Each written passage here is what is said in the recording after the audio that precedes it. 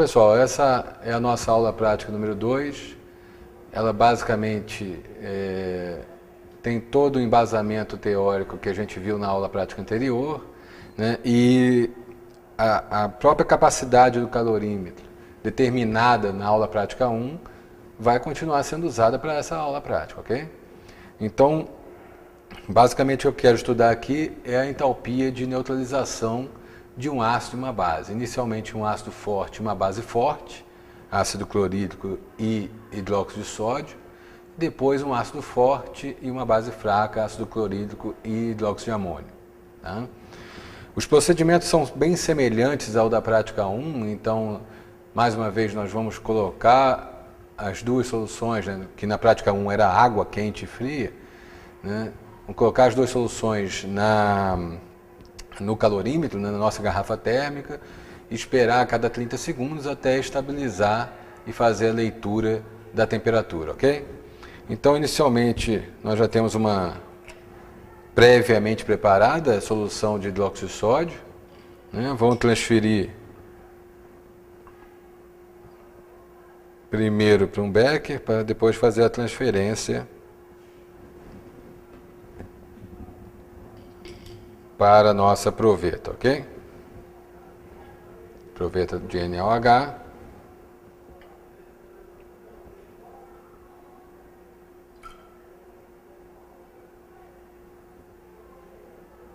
Lembrando que quanto mais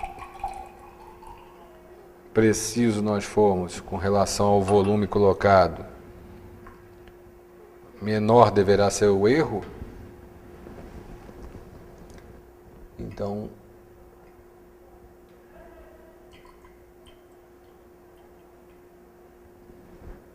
ok? E lembrando também que a leitura, né, do volume deve ser feita pelo menisco, né? Então a parte de baixo do líquido, ok? Como vocês estão vendo aí. Vamos transferir o nosso hidróxido de sódio para o calorímetro,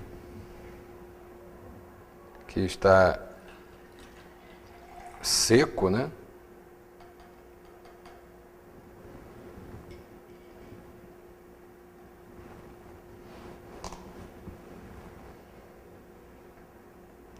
E agora nós vamos pegar a solução de ácido clorídrico e fazer essa mesma transferência e fazer então a reação de neutralização ácido-base, né? No caso um ácido forte e uma base forte, para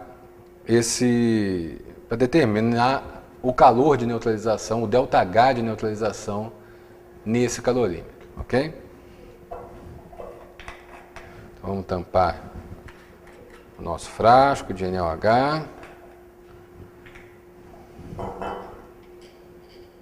Uma vez medida a temperatura, obviamente eu não posso usar o mesmo becker, ok? Então eu vou pegar um becker.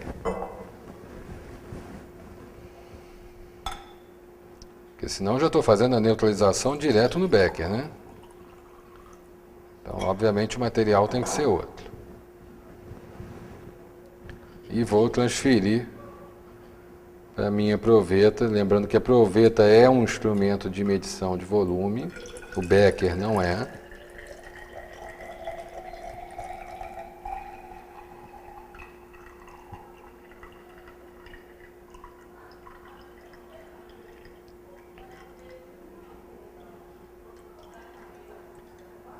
Até os 100 ml. Então, uma vez que nós já temos os 100 ml de ácido clorídrico, podemos finalmente, e seguindo os dados ou as etapas previstas na nossa apostila, podemos colocar o ácido clorídrico aqui no calorímetro e tampar imediatamente, porque assim que eu coloquei a primeira gota, a reação já começou, né? Tampei, misturo um pouco para homogeneizar essa mistura, né, essa solução. E a cada 30 segundos, então, eu vou verificar em que temperatura eu tenho até que ela se estabilize. Tá? Então vamos passar para o quadro, para uma explicação do que está acontecendo e como que eu vou medir, né, esse ΔH, essa variação de entalpia da reação de neutralização de ácido e base. Tá? eu vou mostrar para vocês uma explicação teórica rápida de como vocês vão calcular a entalpia de neutralização desses ácidos e bases que a gente trabalhou aí. Então, basicamente, eu tenho uma reação aqui de reagentes gerando produtos, né? Então, no caso, a gente sabe que uma reação de ácido-base vai gerar sal e água, né? Esses reagentes e os produtos estão em uma determinada temperatura e pressão, ok? E, no caso do exemplo do ácido forte e da base forte que nós utilizamos, foi ácido clorídrico e hidróxido de sódio, né? Então, observe que eu coloco para o ácido clorídrico TA e P, né? Então, seria a temperatura do ácido, né? A temperatura que a gente verifica para o ácido clorídrico inicial. A pressão vai sempre aparecer P, porque eu não variei a pressão ao longo do sistema. A pressão é mantida constante, né? Mesmo a temperatura do ácido clorídrico ou da base também não foi mexida com ela, né? A temperatura do ácido e da base é aquela que vocês mediram inicialmente na própria proveta, tá? Mas, logicamente, a temperatura final é diferente da temperatura inicial do ácido e base, né? Porque na temperatura final eu já tenho a reação acontecendo, tá? Então, observe que eu coloco NaCl e água, que são os produtos, com TF e P, né? TF é diferente de TA e diferente de TB, tá? Logicamente, eu estou imaginando que o meu sistema, para essa reação, tem uma condição de ΔH da reação zero, igual a zero, e isso significa o quê? Significa que meu sistema está dentro de um processo adiabático, ok? Então eu estou isolando meu sistema, não tenho troca de calor, o ΔH é zero, né? Por isso que a gente fez no calorímetro, né? Na garrafa térmica, tá? E o meu sistema, no geral, o que eu quero calcular, envolve todos esses valores de ΔH. O ΔH do ácido, o ΔH da base, o ΔHc, que é o meu ΔH do calorímetro, né, que foi determinado previamente na aula 1, e o ΔHn, que é o da própria neutralização. Então, ela é a minha incógnita, é ela que eu quero determinar, né? Então, esse valor é que eu quero determinar. Eu sei que o somatório disso tudo tem que ser igual a zero, porque eu já determinei isso antes aqui, ó, quando eu fiz num calorímetro, né, num sistema fechado, ok? Então, quem é o ΔHA? Como é que ele é determinado, né?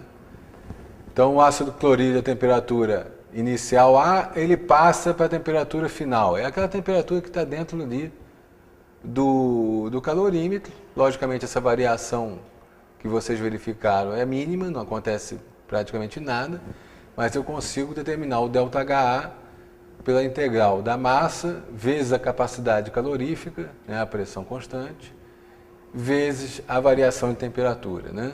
Que vocês devem se lembrar muito dessa fórmula lá do ensino médio, né, daquela Q igual a MC ΔT, né? Que vocês com certeza faziam Q macete, né?